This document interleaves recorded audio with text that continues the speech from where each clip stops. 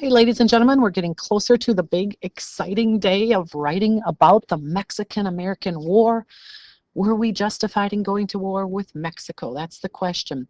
Today we're going to talk about the rubrics, and on Moodle you can find copies of the rubrics right here. I also want to remind you guys that we have a lot of resources on Moodle. Here are the some DBQs where the documents were read aloud. Again, a model DBQ you can look at. The arguments are here.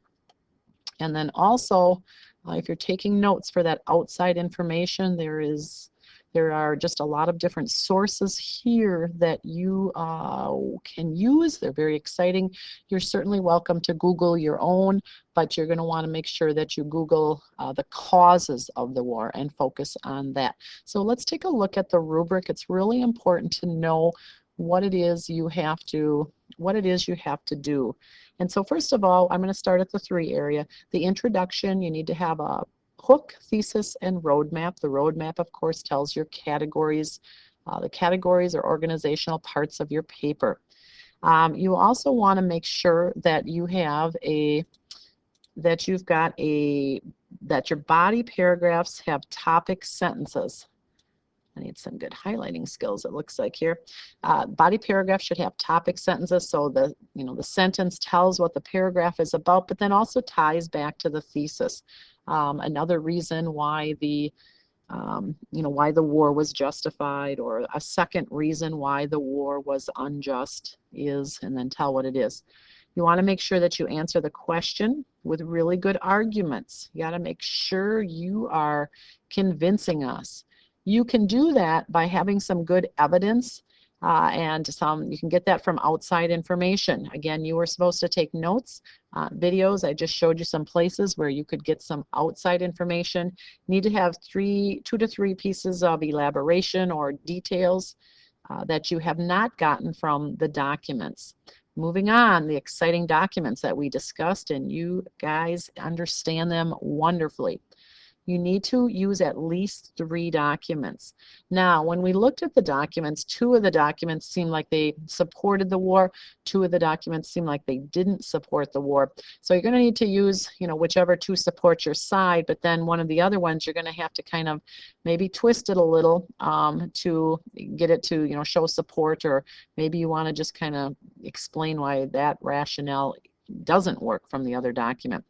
We are asking you, just like you did with quotes, to make sure that you sandwich the evidence. So this means if you've pulled a quote off, lead into it, let us know who said it, tell the quote or the evidence, and then respond to it. This quote shows, or this evidence easily portrays, comment on it. And then of course we always want to have a conclusion. A conclusion is all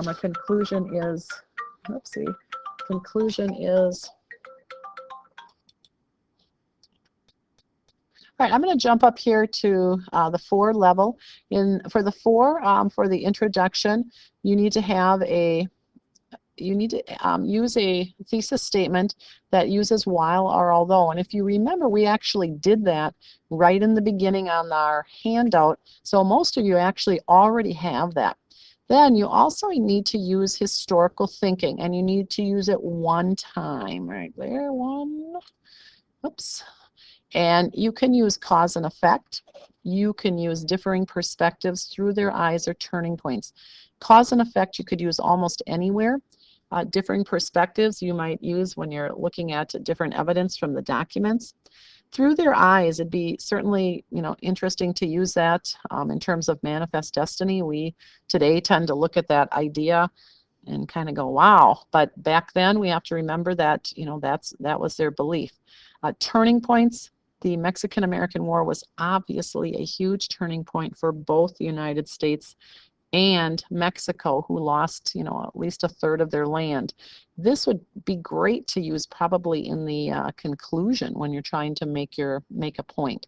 We also, of course, want to have some more outside information. This time it's up to a little bit to 4 to 5 details or pieces of elaboration. Documents, you've got to use all 4 now if you're going for a 4, which isn't that hard.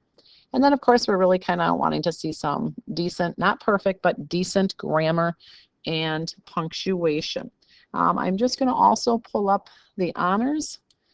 So you can certainly listen. You're welcome to listen to this. For honors, the introduction, taking a look here, you've got to have that while or although in your thesis statement. Topic sentences, that's the same. Again, outside information, 4 to 5 details. Documents, this should actually be a 4 here, so I think I need to change that. And you got to sandwich the evidence and conclusion. Going up here for a 4, you've got to use 2 of these thinking like a historian and outside information, 5 to 8 details here.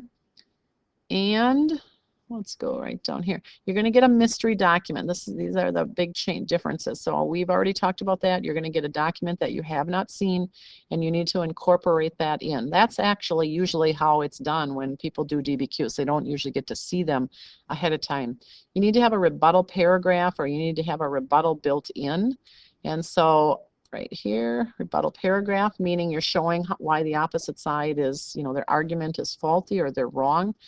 Your rebuttal paragraph, if you don't want to have a paragraph, you can weave your rebuttals into your regular argument paragraphs. We've talked about that. And we've also talked about maybe making some concessions, conceding that some of their points are valid. So those are the main things that you need to do. Thanks a lot. Great job writing. We can't wait to see what you do.